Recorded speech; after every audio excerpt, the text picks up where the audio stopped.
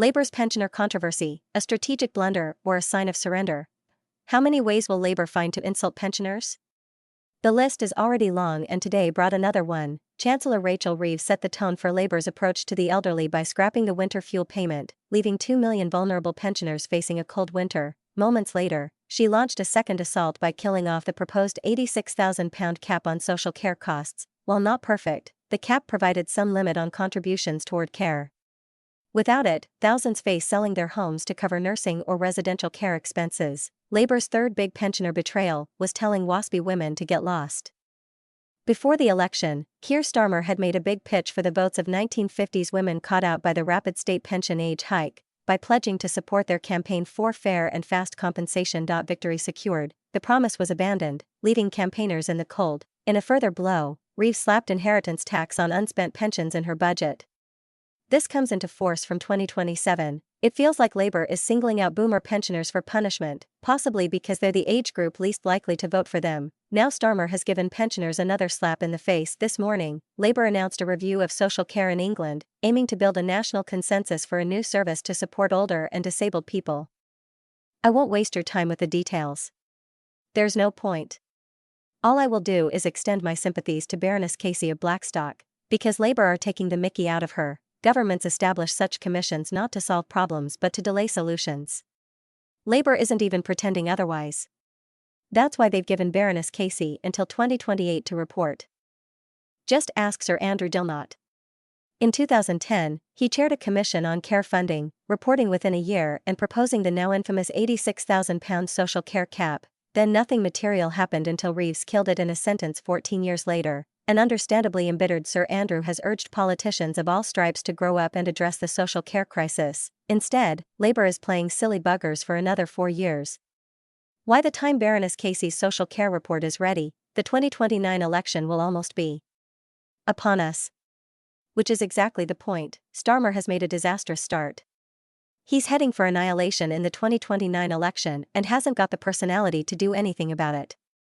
Social care is a minefield. Remember the notorious dementia tax that left Tory PM Theresa May a mental wreck in the 2017 election? Politicians have been terrified of social care ever since. Today's decision is a deliberate move to make sure Starmer never has to touch it. It also confirms that he knows he's unlikely to be PM after the next election.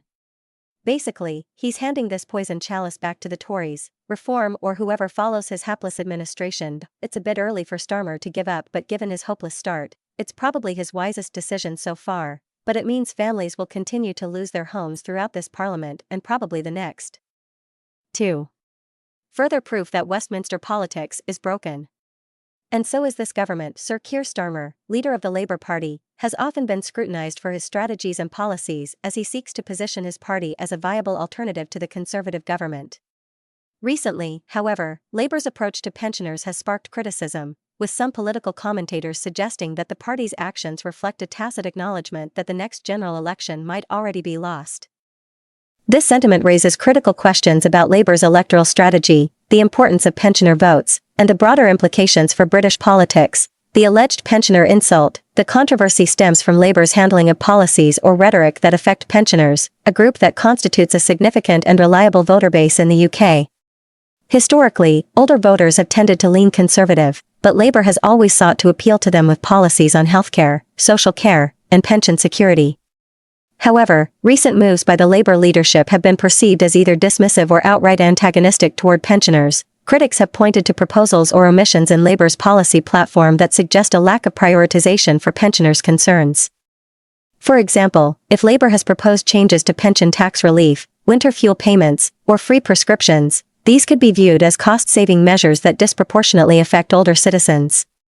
While such proposals might aim to address fiscal challenges, they risk alienating a demographic that has long been courted by both major parties. Electoral dynamics and the pensioner vote. The pensioner demographic is a cornerstone of UK politics.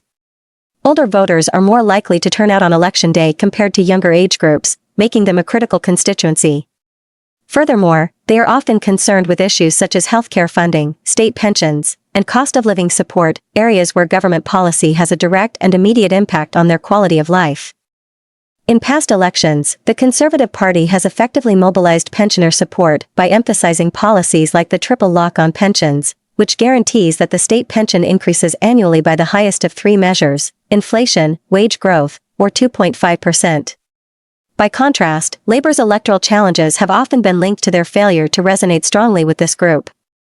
If Labour's recent policies or rhetoric are perceived as neglectful or dismissive of pensioner concerns, it could signal a strategic shift away from trying to win over this demographic.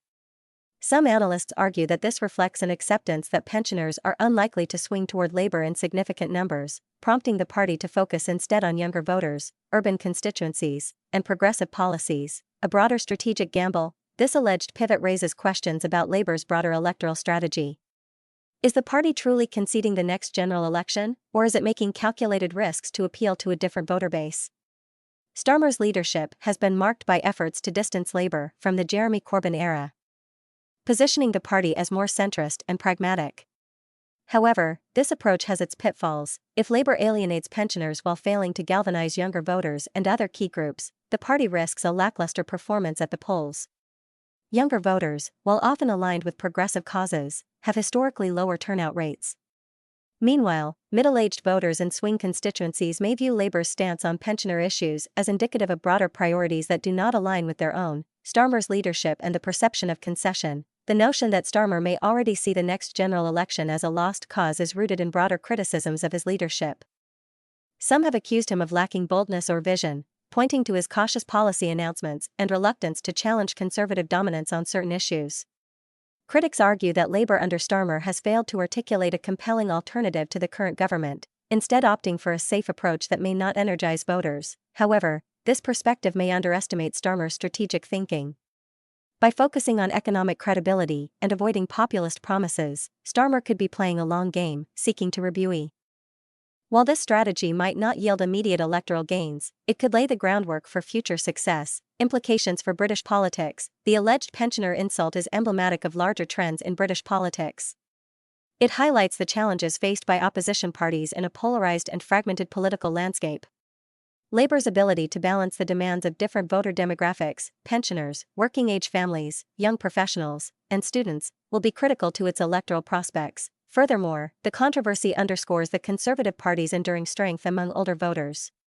Despite scandals, economic turbulence, and internal divisions, the Conservatives have consistently retained the loyalty of many pensioners, thanks in part to policies that directly address their concerns. Labour's perceived failure to challenge this dominance could reinforce the narrative that the party is out of touch with large segments of the electorate. Conclusion: a misstep or a misjudgment. Labour's latest pensioner-related controversy reflects deeper questions about the party's identity, strategy, and electoral prospects.